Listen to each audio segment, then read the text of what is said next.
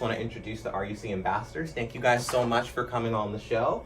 And we'll just start down the list of just, kind of like introducing each of you and, telling us a little bit about, what you guys have done so far on campus. So we'll start with you, Doris. I know you, but you can let everyone know who you are. Hi everyone, my name is Doris. I am a senior over here at Rutgers Camden. I'm a RUC Ambassador. I'm the treasurer of the Anime and Manga Association and the secretary of the Arts Students League. I'm a management major with a concentration in HR and a marketing minor. And something I'm looking forward to is the last day of school because I really want to get those exams over with. Yeah, I feel that. Thank you. Hi, I'm Trinity. I'm also a RUC Ambassador. I'm a third year right now. My major is Psych and Childhood Studies. I've been an ambassador. This is my second year, and then this semester I'm also teaching a 1-credit course for first year students here. That's awesome. That's so cool. Yeah, it's fun. Yeah, that's great. Go ahead. Hi, my name is Tyrone. I am a 5th year student here. I've been with the ambassador program since 2019 when I started here. I am in our men's club lacrosse team. I'm the secretary for that. Sorry, forgot what I was for a second. You're good. You're okay. And then I'm also part of the men's tennis team. I am a double major in music and Spanish, concentrations both in education.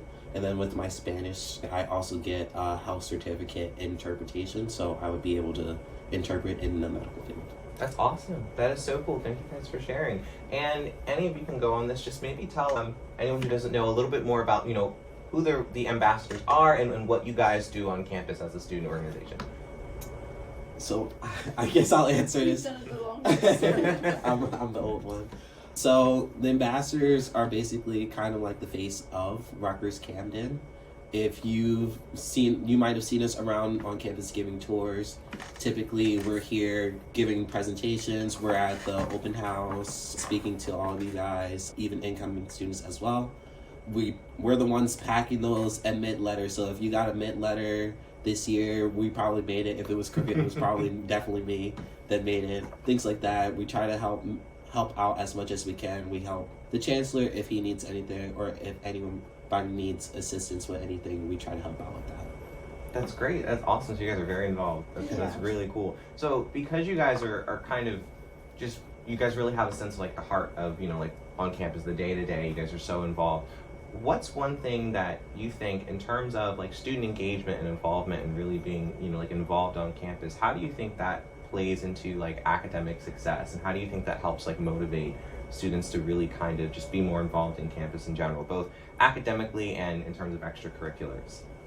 Well, I think that our like whole free period thing, which if you don't participate in it often, it's just like a bunch of activities and like vendors come for an hour a day. Yeah. But I think that really helps like motivate people, especially commuters who don't live on campus, to come in and want to take the class and then go and have fun at free period and then go back to class instead of just knowing you're coming to school just to do school all day. At least you have some things to look forward to.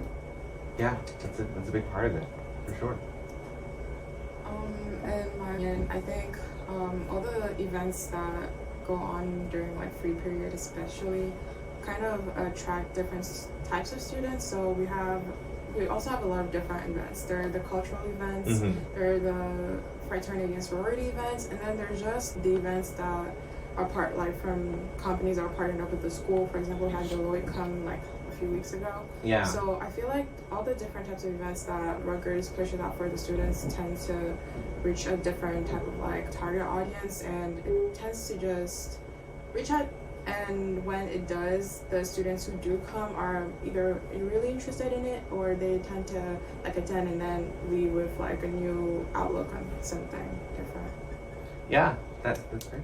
Kind of going off of what Doris said, for our clubs, fraternities, and things like that, they pride themselves on academics. Literally, if you try to go out for any fraternity or sorority, you have to have at least a 2.5 GPA, just because we hold ourselves to a higher standard. Like 2.5 is the minimum, but we want you to do better. We want to see you with those 3.0s, 4.0s, things like that, because all in all, you're here to get a degree. It is fun. College is fun, but it's also serious. Like, your goal is to get the job that you want. That's why you're like spending that money, taking out those loans so you can pay them back and like start making that money and things like that. Yeah. Enjoying yourself and your future career.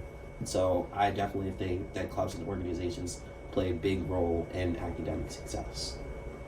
Yeah, and that's one of the things that I'm also a little bit curious about when it comes to like holding yourself to, you know, a higher academic standard when it comes to being involved in some of these organizations.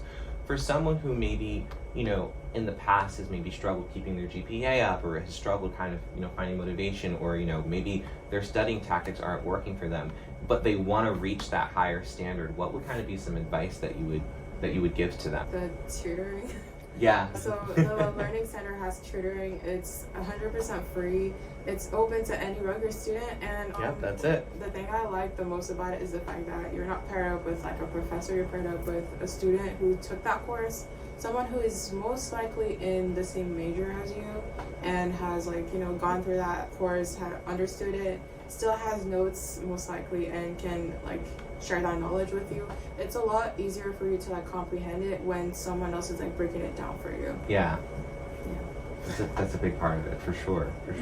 Yeah, I think also having it be a peer, especially because normally they have taken the class already, it like takes a weight off your shoulders, because like, oh, like this is now like my little buddy, like if they did it I can do it, like that whole idea, it makes everything like way easier. Yeah, kind of saying the same thing. That's good to hear though. It literally just takes off that pressure. Sometimes even like in the office, we have like a lot of the same classes together, or I might have taken a class and we're sharing textbooks and things like that, or my one coworker is struggling a little bit in Spanish, and I'm like, oh, I'm a Spanish major. This is my perfect opportunity to get that education. And Yeah. So just things like that really help.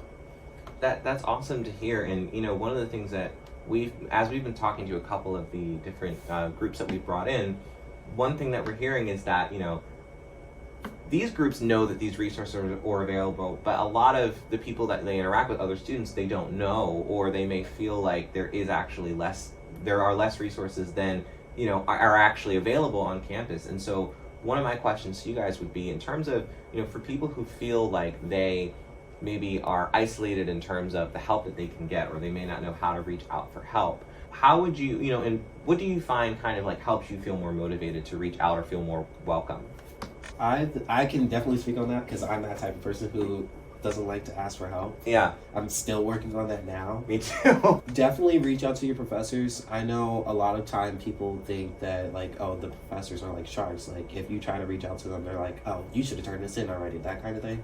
That's not necessarily the case. Our professors here are very accommodating. They work with you. They understand that you do have a life outside of Rutgers, and they try to work with that. Office of Disability Services works with a lot of students. Typically when people hear disability, they think that something has to be completely physically wrong with them or completely mentally wrong with them. Yeah. That's not necessarily the case. It literally could be a thing where like you have panic attacks from taking exams, or like you broke your writing arm. They give you those proper accommodations so that you are able to still stay successful without feeling like you're being handicapped in a sense. Yeah, that's super important. Because I've also been there too, because when I first got to Rutgers, asking for help was like, I'm good, I can do it myself. Yeah. And so I realized I couldn't. But another issue is the fact that I wasn't aware of a lot of these resources, and also because I started during COVID. Yeah. So all of those factors kind of made it difficult for me to like know about a lot of the resources that were available. But something I like about the Rutgers Ambassadors, like this entire program, is that when new students come, one of the first things we do is let them know of these resources. Like, this is available, and it's 100% free.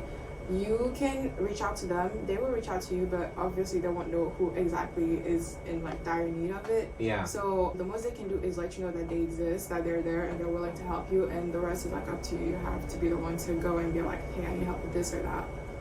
Yeah, definitely.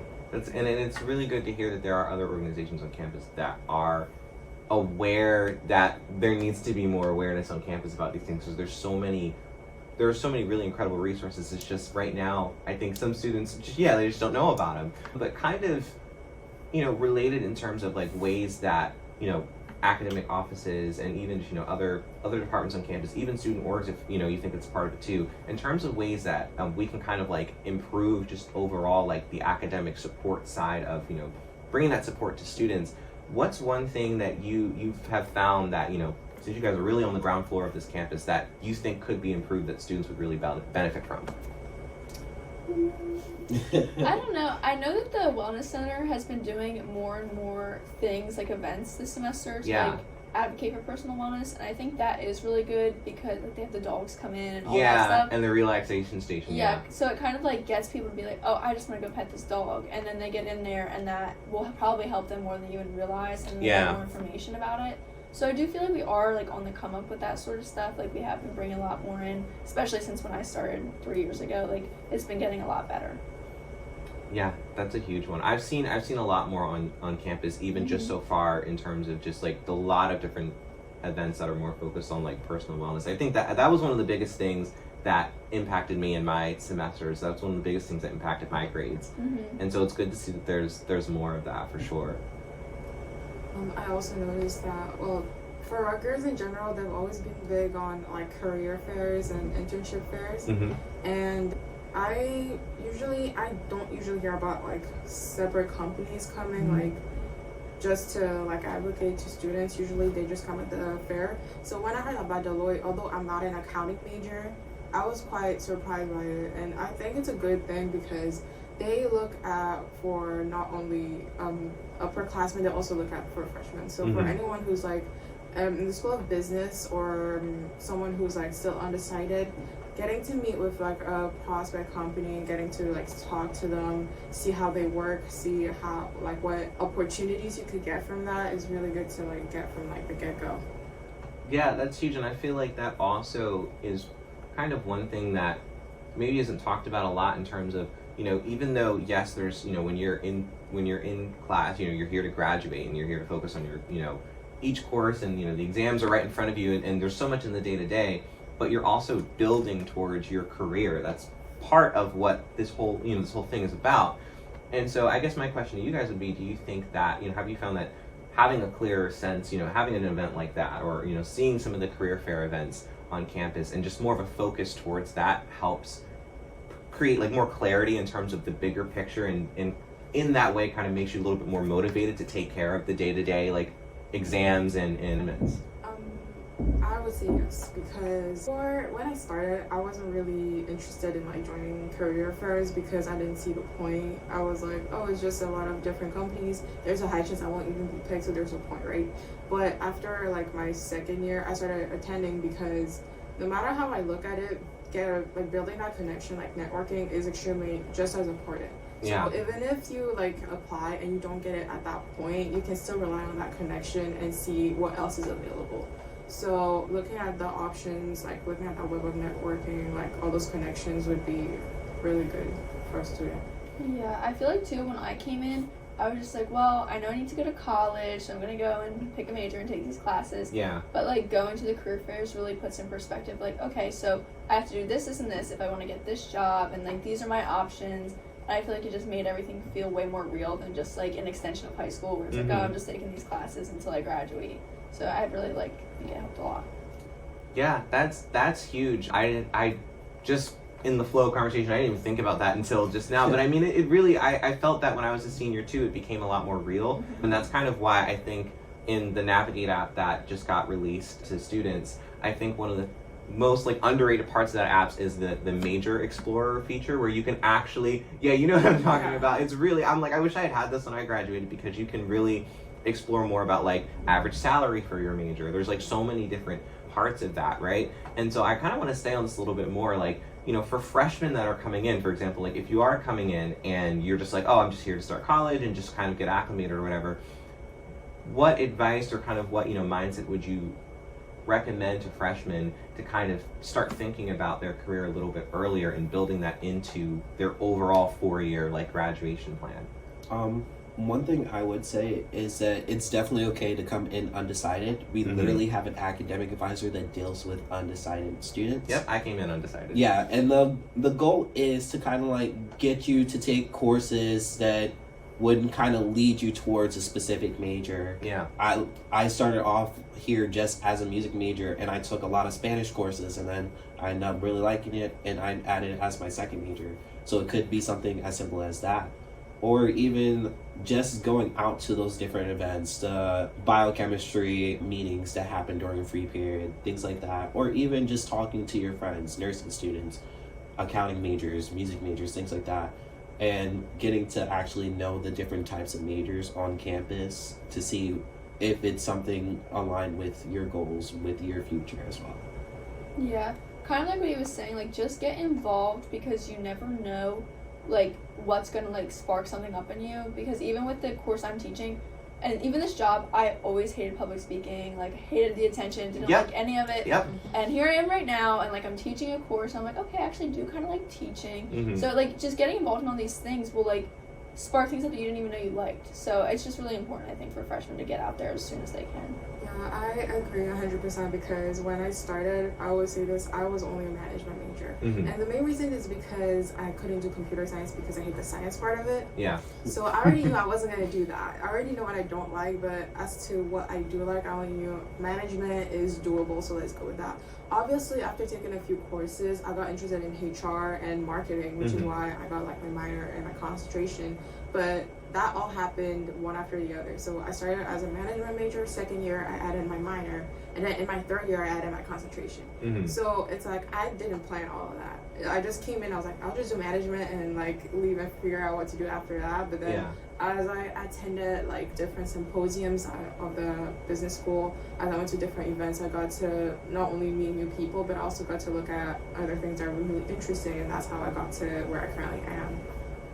That's awesome. That's really cool. I think all of those are like incredibly important, and I kind of want to stay on like freshman students and even like prospective students that like come to the fairs we have over the summer and kind of like check out the campus. I know you guys do like visit tours and different things like that. So one question I want to ask is, for people who are considering Rutgers or even like freshmen that are coming in that you guys have interacted with, what do you think right now students are looking for most out of their university right now? And and the reason why I ask this is because I think that it's something that is constantly changing, and I think it's something that can be very subtle. I think even, for example, a couple of years ago, a lot of the freshmen coming in, they were coming in during the COVID years, and so what they needed was a lot different than, for example, where it's very dynamic, is what I'm trying to say.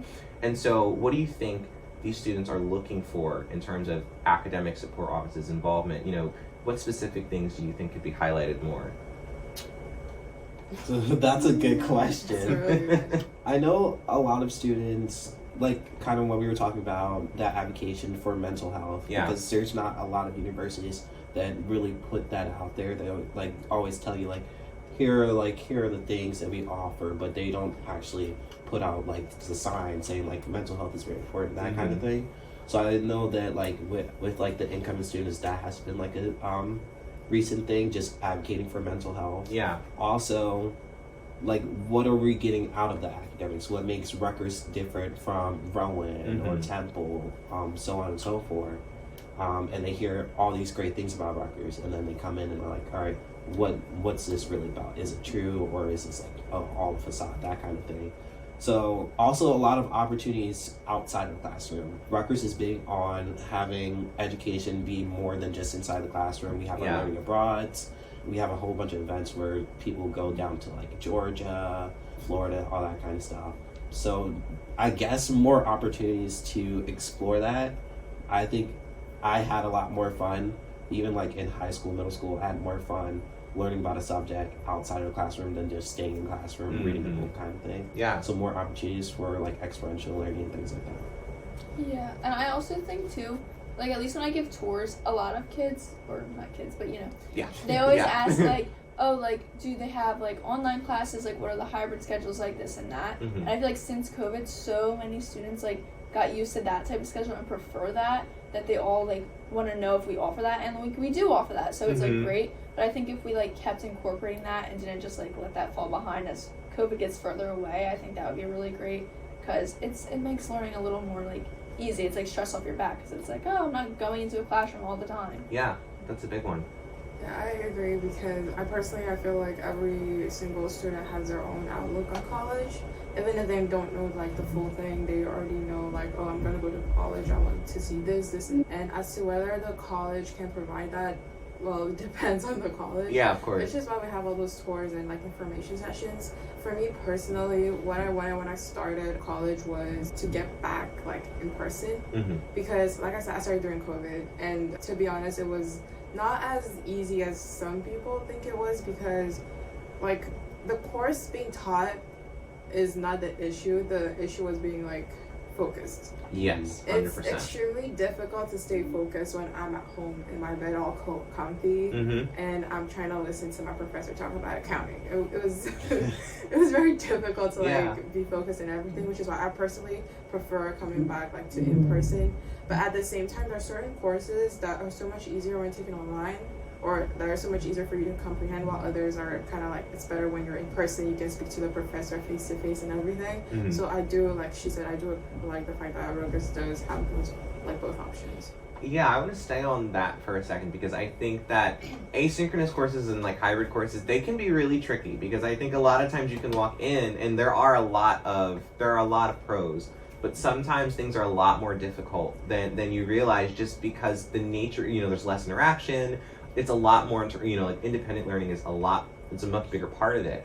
And so because we have a lot of that more integrated now, and that's what some students are looking for, when you're transferring from high school to college, that's going to be a jump in difficulty. So it may be harder to do some of these classes, asynchronous. So in your experiences, what kind of things, might help with learning retention and like focus, and maybe it is peer tutoring in person, even if your class is virtual, or what kind of things do you think, since you guys are experienced now, what helped with that?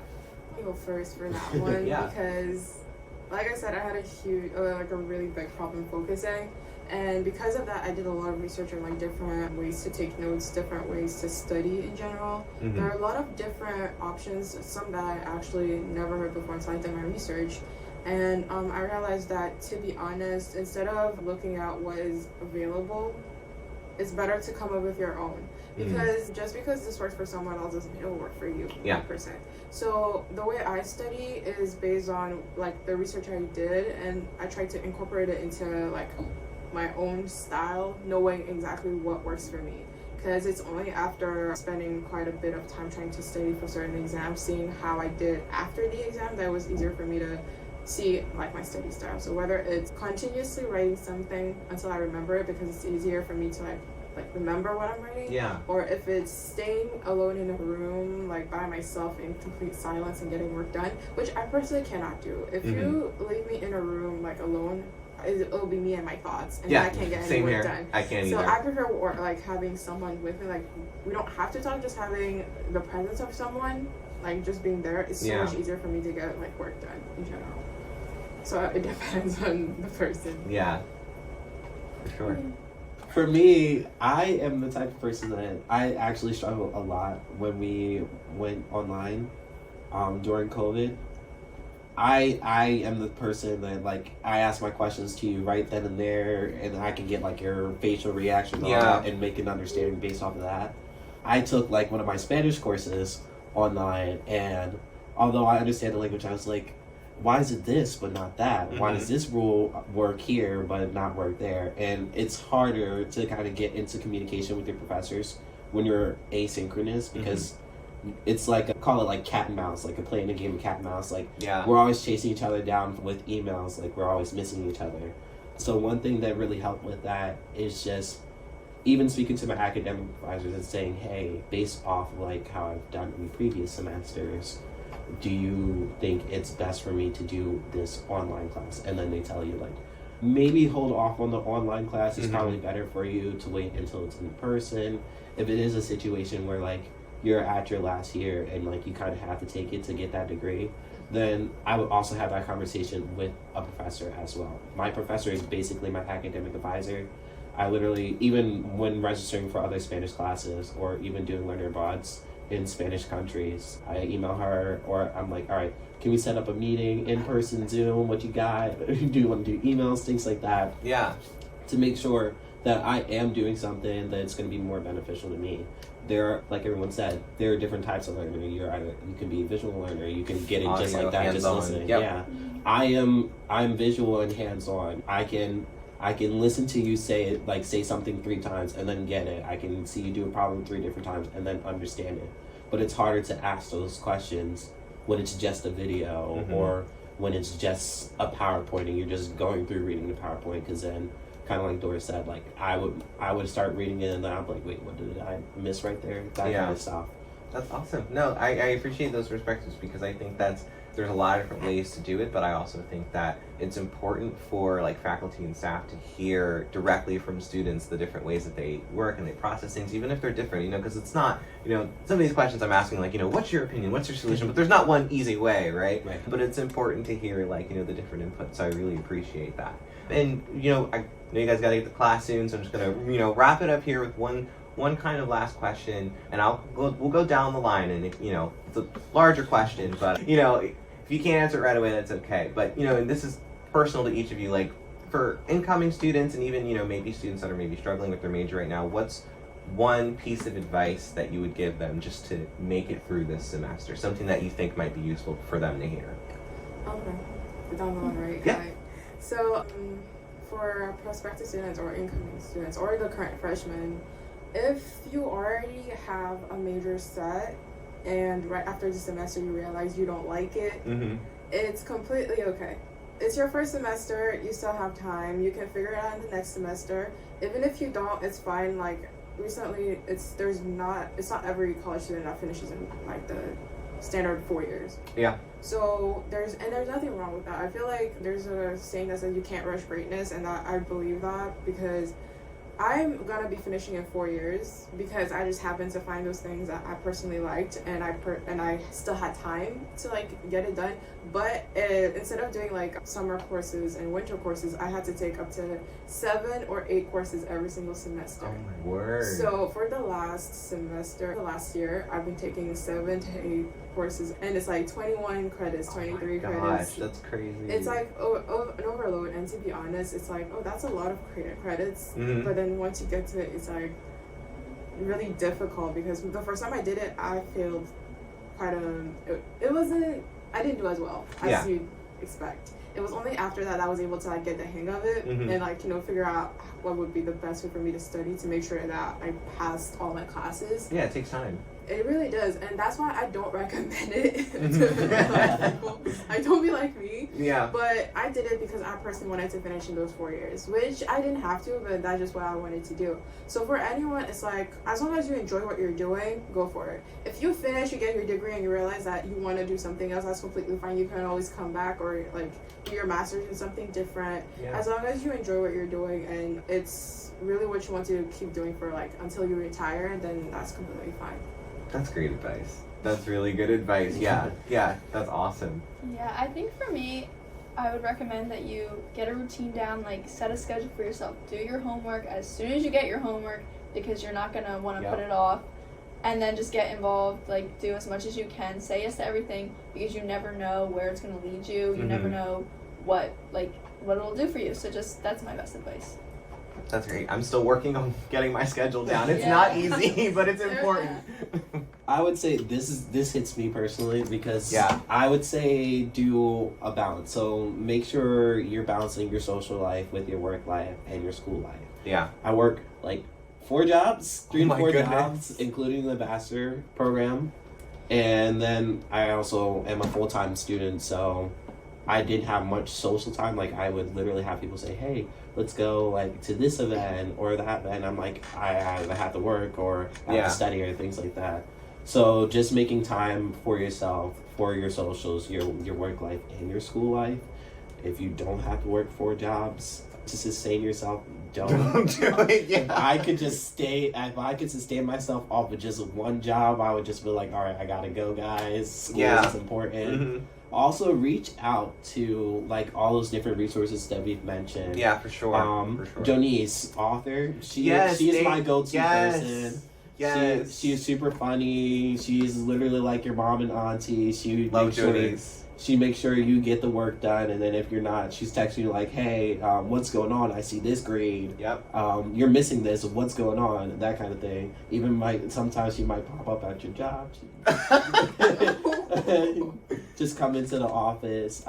One thing I really love about her is that She's super friendly, very approachable, but at the same time, she's like, all right, we have to get this done. She will hold you accountable. Yeah. In the best way. Like, it's a good thing. Literally, like, it was a situation where, like, I wasn't emailing my professor, so my professors emailed her, and then she got in contact with me, and I was like, trouble, and that kind of thing. But it's having an accountability partner is really important, whether it be a success coach, a professor, or even your best friend. Yeah. I think it's very important to have that resource and those different type of connections to ensure that you are staying on top of it. Because like I said, the goal is to get that degree and then, start your career. Or come back and get another degree, however it is. For sure.